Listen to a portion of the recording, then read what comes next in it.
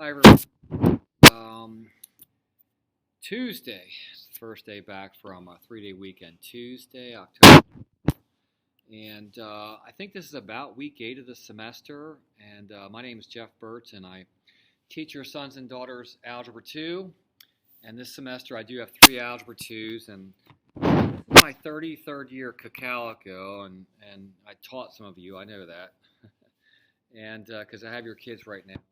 But anyways, it's my 33rd year here. I taught back in the day when we didn't have any walls in the building. It was open classroom. We did that for like 4 years, and I got to say that was okay at the time when I was young. But now things are much quieter and a little more relaxing. So as I get older, I appreciate the quietness.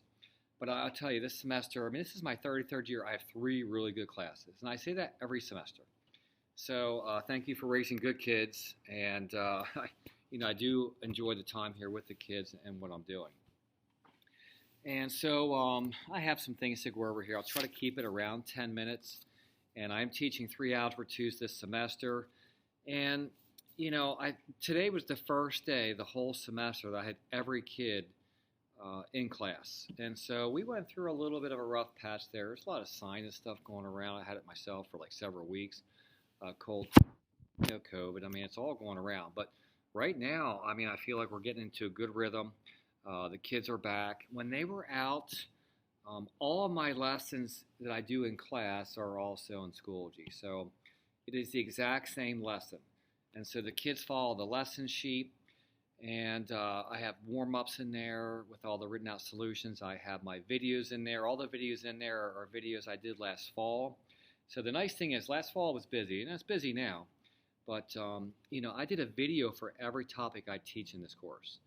And so, and I have all my worksheets in there. And so if the kids are out, they know where things are. They're with Schoology and they're doing the lessons and staying caught up, which is really, really nice for all of us. So things have been good really there. And, grading, I do offer the kids a lot of chances to score. And so, the exams and the quizzes are the bulk of their grades. So they're grade movers. And you see all the submissions in there, and you think the homework is worth more than the exams because you look at the points in there, and the homework adds up to more points, but that's not true. The homework adds up to be 10% of their overall grade. And so the exams and the quizzes are 70%. And I do in-class projects and other types of activities. In focus today, the kids will be working. And so I have all those worth 20% of their grade. So there are a lot of opportunities to score. And I will tell you that overall, I mean, the kids are really getting their work into me, and I'm putting very few zeros in the computer.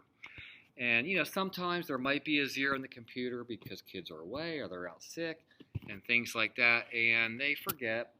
And so anyways, sometimes I put zeros in for assignments or tests or quizzes, and it's just a reminder for the kids, hey, let's get this done, and I know they're busy. And again, when a kid misses a whole week and they're sick, and they're not doing work, they're falling behind. So, I do the best I can to help them get caught up. So again, Schoology parallels exactly what we're doing in class. And all the examples I did like a year ago in the videos, they're all the same examples I do in class for the kids who are live. So, I mean, for the most part, it's pretty close, and things are good there.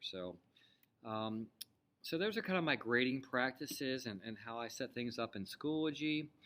And, I don't know. We have a list of things to talk about, and I'm hitting some of the main things. I just want to make sure you have my contact information also. So obviously when parents are involved, kids perform at higher levels. And so, my email's online, but it's jbertz, B-E-R-T-Z, at cocalico.org. So if you ever have an issue, of course, they're online. They're on the school website address. Please email me, and we'll get those things figured out. And, I never have negative interaction with parents. It's always positive. If there's any issues, we communicate and we work things out, and get kids performing at higher levels. So, that's my email, jbertz@cocalico.org. And, I don't care. I mean, I wouldn't call me at school, but because the school voicemail system's kind of weird. But anyways, if you email me and you want my cell number, I mean, I don't care if you call me, or text me on my cell number either. And that number, 717-538-1550. 717 538-1550 is my cell number. So again, contact me anytime. And I do try to make myself available to work with the kids. And it's my 33rd year, and I got to tell you, I mean, I love it. I mean, it's a good place to be. And I enjoy coming in and working with kids. So when kids need help, I try to make myself available. And I'm in here before school, and I've had kids in here before school. And I have kids come down during lunch once in a while and get help. I have B-lunch. And focus period is a great time to work with kids. And then after school is also great.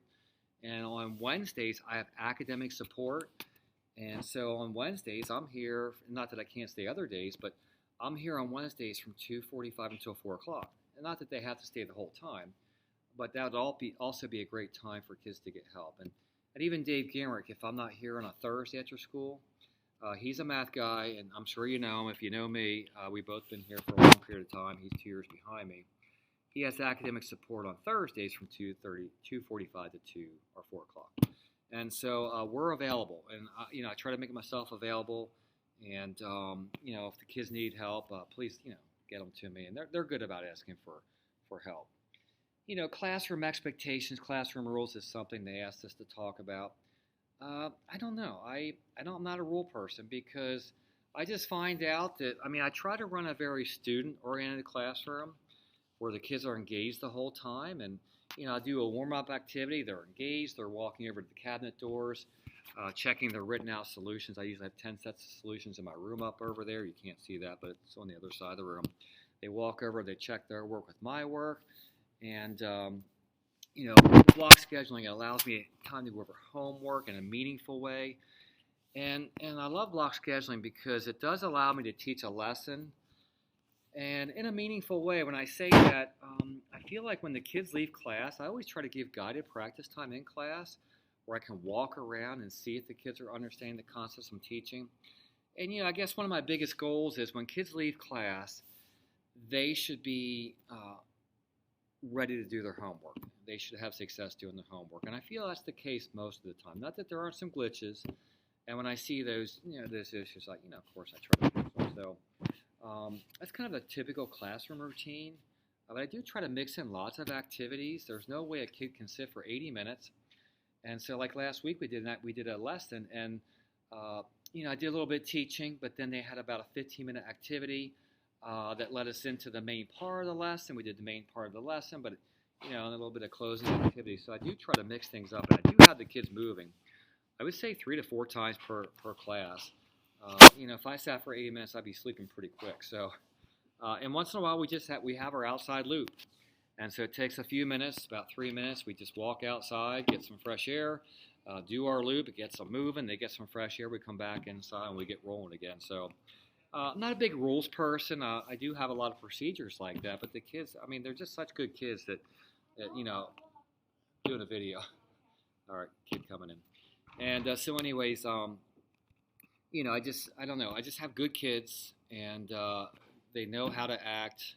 And I got to tell you, again, this is my 33rd year, and I never come to school with any kind of stress. Like I come here looking forward to work with kids, and the kids, they do what you ask them to do. If you want them to do a warm activity, they do. If you want them to do this, there, they just do it, and they work hard and they do their homework. So overall, I'm just ecstatic about the volume of work being submitted, because I'm sure I have probably 20 plus maybe different types of scoring, assessments in there. And overall, there's very few zeros now. The kids have been very responsible as far as doing their work and getting it to me. And again, I'm available for help. You have my email, my cell phone number. The one thing I'll talk about is I'm not sure yet. I'm looking at my sheet over here, but Quarter 1 will be 40% of their grade. I'd say 40 to 45. I'm not sure yet.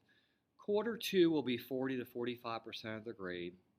The final exam in the past, before we had some of the COVID issues and the kids weren't in school full time, the final exam was 20% of their grade. So last spring, we got back full time in March, and it's good. So it's nice to have kids here. A lot easier for all of us. We did 45, 45, 10 in the spring.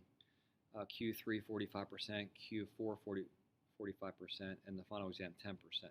So I don't know. I don't know what we'll go back to this fall. We could be at 20%. I mean, I'm seeing the kids now on a daily basis. Overall, they're doing real well. But if the final exam is 20% of their overall grade, that's not something that concerns me because I do prepare the kids for the final exam. And it's not something to try to destroy their grade. It's something that, I do like to give just to try to teach the kids how to take a bigger exam. And so, I'm not sure what route we'll go. But again, if it's 20%, it will be fair and things like that. And I'll make sure I prep the kids for that. All right, we're 10 minutes and 40 seconds in. So last thing, the one thing I use in class, the couple of things I use Desmos, which is internet-based free graphing calculator. It's awesome, and the kids have their computers all the time. So when they go home, they can always access Desmos and, as an aid to, the algebra. But of course, on exams, they always have to show me the algebra to support their answers. And then the graphing calculators, they are expensive. They're about, kids just pick one up for about $130, but I'm teaching kids also how to use the graphing calculators when it's appropriate. And so we shouldn't be using calculators for things we can use our brains for, but I know that for SATs and even our AP Calc kids for the AP exams, they use graphing calculators. And so, if the kids are going to go to pre-calculus, which a lot of these kids will, I'd say a large chunk, pre-calculus statistics, maybe some of the kids have to take geometry yet and things like that. That is an investment, but at some point, that's, I have enough for class, but I'm using both of those technology-wise, as an aid in the class. But again, just so you know, when I grade exams, if there's not algebra to support the final answer, not that they can't check it graphically, there's a nice connection there a lot of times, I tell them, you got to support your answers with algebra, so they know that. And so anyways, I'm 12 minutes in. I appreciate you watching the video. Again, I have 3 really good classes, and, there's no perfect, I don't know. I just tell the kids, look, I'm going to make the best of the situation we're in. And we had some issues early on. I was missing probably 12 to 15 kids every day in class, and so we got them caught up and, made the most of it. Things are really rolling smoothly now. Hopefully we keep going. So any issues, please contact me. You have my email again, jbertz@cocalico.org. Cell number 717-538-1550. And, again, when parents are involved, kids perform at higher levels. So thanks for watching the video, and take care. Bye.